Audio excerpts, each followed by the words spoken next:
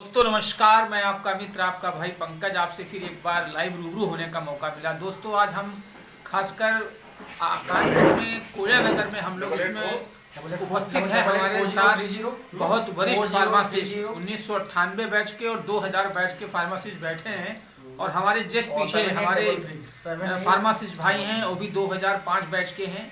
दोस्तों लगातार करीब 25 से 30 दिनों के बीच में हमारे पूरे उत्तर प्रदेश के अंदर बड़े पैमाने पर फार्मासिस्ट एसोसिएशन, जितनी भी समस्त फार्मासिस्ट एसोसिएशन हैं, लगातार खासकर जो नियमावली खासकर फार्मासिस्ट एसोसिएशन की लगातार चल रही है, क्योंकि 2002 तक कोर्ट के आदेशानुसार हमारे समस्त फार्मासिस्ट भारतीयों की हो चुकी है।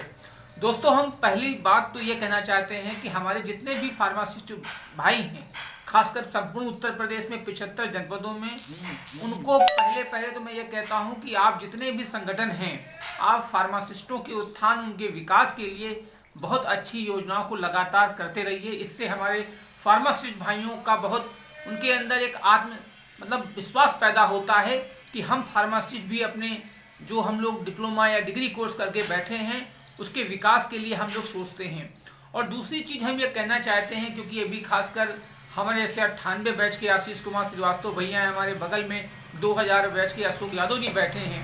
देखिए मैं एक चीज़ कहना चाहता हूं, क्योंकि हमारी लड़ाई अपने भाइयों से नहीं है, हमारी लड़ाई सिर्फ नौकरी के लिए। हम ये चाहते हैं कि जिस प्रकार अभी 2002 तक के बैच के बच्चों को खासकर फार्मासिस्ट भाइयों की नियुक्ति हुई है, तो हमारे जो वरिष्ठ हैं जिन्होंने फॉर्म भरा या नहीं भरा, 1980 की जो नियमावली है कि वरिष्ठता के आधार पर वैकेंसी फार्मासिस्ट की होनी चाहिए।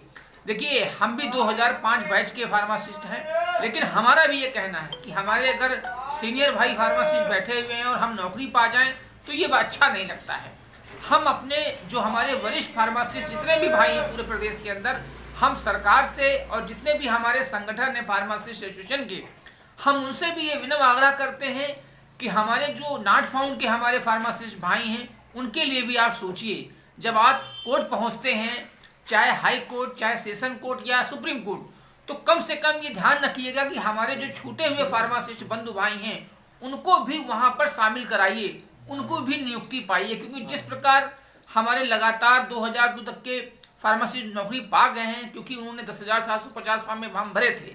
ठीक है, ये ने फॉर्म नहीं भरे थे तो कोई बात नहीं, लेकिन है तो हमारे भाई, हमारे ही कैडर के तो फार्मासिस्ट हैं।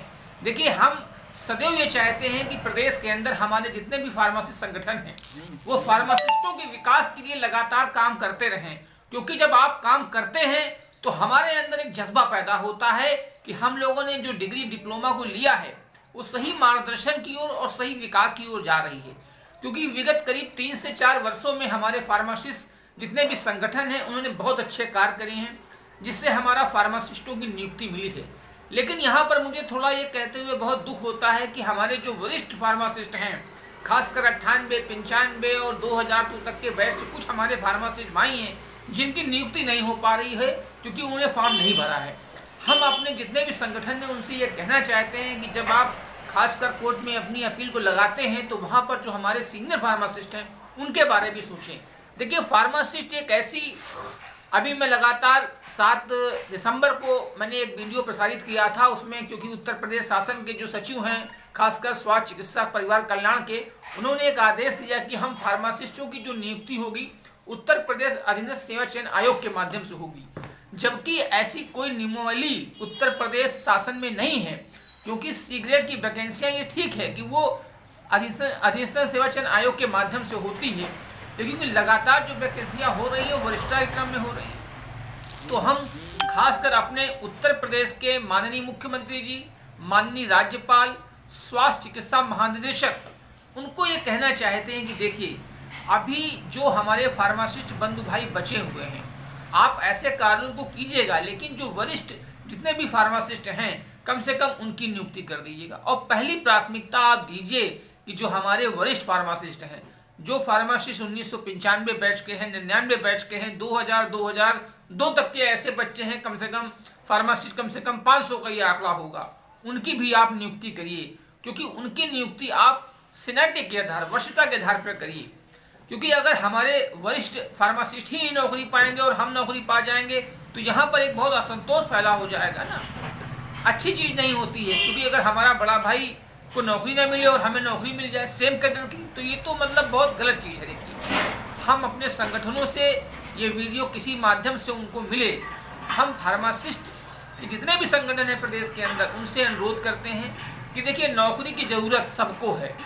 आज सबके बच्चे हैं, सबके परिवार हैं, उनकी सारी लायबिलिटीज़ बहुत ज़रूरी है, लेकिन हम अपने पुराने साथियों का, पुराने फार्मासिस्ट भाइयों का भी ध्यान रखें। लगातार अभी करीब 3 जनवरी को और 10 दिसंबर को लखनऊ में बहुत बड़े पैमाने पर हमारे प्रदेश से बहुत मात्रा में फार्मासिस्ट गए थे। हमारे वकील साहब हैं हाई कोर्ट के सहित LP मिश्रा जी, उनके नेतृत्व में एक बहुत बड़ा ग्रुप बना था। खासकर उसमें हमारे डॉक्टर PS पाठक साहब थे। उनके संगठन में जो लोग, जितने लोग हैं, वो लगातार उनका प्रयास है कि हम अपने मामले को कोर्ट में ले जाएं और उसको आगे बढ़ाएं। उसमें जो भी धनराशि सबने दी है, आप सभी बहुत प्रशंसा के पात्र हैं, और उस संगठन को मैं भी खासकर बहुत बहुत धन्यवाद देता हूं कि आप फार्मासिस्टों के लिए, जो उनके उत्थान, उनके विकास के लिए कार्य कर रहे हैं, आप सभी प्रशंसा के पात्र हैं। क्योंकि उत्तर प्रदेश के अंदर मुझे लगता है आज वर्तमान परिदृश्य में बहुत बड़े फार्मासिस्ट संगठन हैं। उसमें खासकर जो सबसे पुराना फाउंडेशन है फार्मेसी फाउंडेशन का, वो फार्मेसी फाउंडेशन है, और एक कई ग्रुप हैं प्रदेश के अंदर। आप सबसे हम मैडम आग्रह करते हैं कि अपने खासकर फार्मेसी कैडर के लिए, उनकी नियुक्ति के लिए जिस प्रकार से भी आप मदद कर सकते हैं करिए। और एक दूसरी चीज़ ये कहना चाहता हूँ, देखिए भाई, आप लड़िए नौकरी पाने के लिए, लेकिन आपस में लड़ाई मत करिए। क्योंकि मैं लगातार देखता हूँ कई ग्रुपों में कि लोग फार्मासिस्ट आपस में ही मतलब उनका सामंजस्य नहीं बैठ पा रहा। भाई ऐसा मत करिए। इससे क्या होता है, हमारे फार्मासिस्ट भाइयों के साथ उनको जब दूसरे लोग देखते हैं या हम भी देखते हैं, तो हमको बहुत थोड़ा सा अच्छा नहीं लगता है। क्योंकि हम लोग डिप्लोमा, डिग्री जो भी किए हैं, हम लोग एक ही कैडर के व्यक्ति हैं। हमारी एक ही बस मांग है कि हमें सभी भाइयों की नियुक्ति हो जाए। और दूसरी चीज़ हम ये कहना चाहते हैं, खासकर अपने प्रदेश के माननीय मुख्यमंत्री जी से, कि हमारे जितने भी फार्मासिस्ट हैं, जिस प्रकार उड़ीसा, झारखंड में जो PPR 2015 आया है, फार्मेसी प्रैक्टिस रेगुलेशन, उसको आप बड़े पैमाने पर लगवाइए, उसका शासनादेश जारी कराइए कि जितने भी हमारे फार्मासिस्ट भाई हैं, पहली बात वो प्राथमिक चिकित्सा अपनी कर सकें। वो किसी भी, चाहे शहरी क्षेत्र में है, चाहे ग्रामीण क्षेत्र में हो, वहाँ पर बैठ के आराम से वो खासकर पेशेंट को देखें। उनको किसी प्रकार से सीमों के आधार पर या कोई उच्च अधिकारी उनसे कोई जवाब तलब ना कर पाए। ये आप शासनादेश जारी कर दीजिए। कम से कम अगर नौकरी उनको नहीं मिल पा रही है, तो तात्कालिक उनके परिवार की जो भी स्थितियां हैं, उससे वो उस प्रकार कुछ पैसा उनको मिलेगा, उससे उनको राहत होगी और उनका जीवन यापन चलेगा। मैं आप सभी लोगों से पुनः एक बार यही कहना चाहता हूं कि हमारे फार्मासिस्टों के लिए जो भी आप काम, जितने भी संगठन कर रहे हैं, उन सभी को धन्यवाद देता हूं और ऐसी आशा व्यक्त करता हूं कि 2021 हमारे फार्मासिस्ट भाइयों के लिए एक नवीन दिशा और नवीन विकास की ओर उनको ले जाएगा। इसी के साथ मैं अपनी वाणी को विराम करता हूं। जय हिंद, जय भारत। धन्यवाद आप सभी का। धन्यवाद